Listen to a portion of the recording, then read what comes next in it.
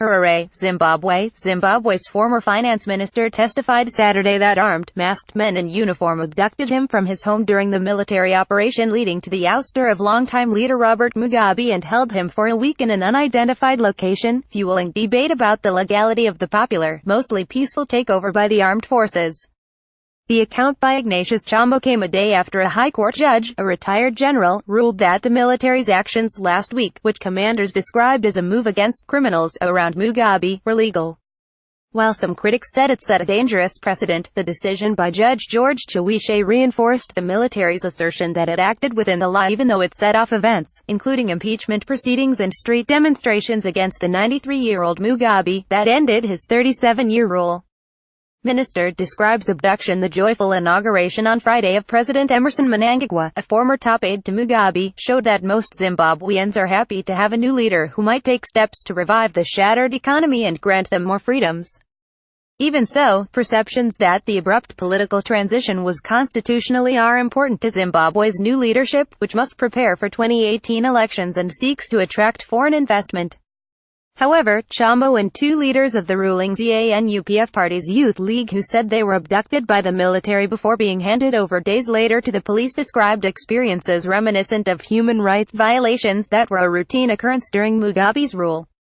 The three men have been linked to a party faction loyal to Mugabe's wife, Grace, whose presidential ambitions triggered the military intervention.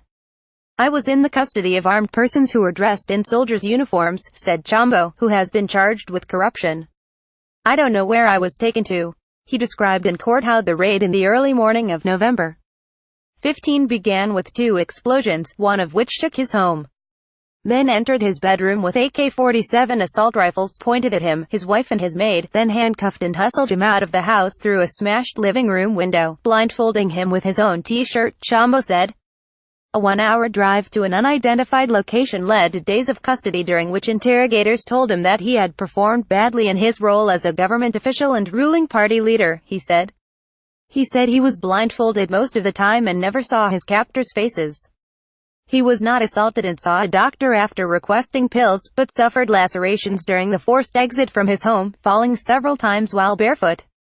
Rights violated several days ago, his captors told him to pack his things and they drove him home, he said. There, two cars with police were parked. They said, "You are under arrest," Chombo said. Defense lawyer Love Momadhuku said it was obvious that Chombo was originally taken by state agents, likely the military, and that his constitutional rights had been violated because he was not taken to court within 48 hours of his detention.